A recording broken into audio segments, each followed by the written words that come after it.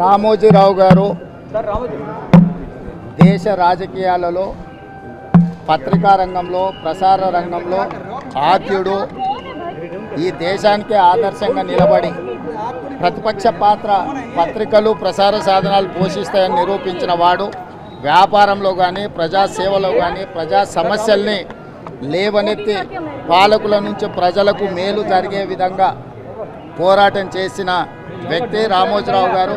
వ్యక్తిగతంగా రామోజీరావు గారు వారి కుటుంబంతో నాకు చాలా సన్నిహిత సంబంధాలు ఉన్నాయి. వారి మరణం చాలా బాధాకరం.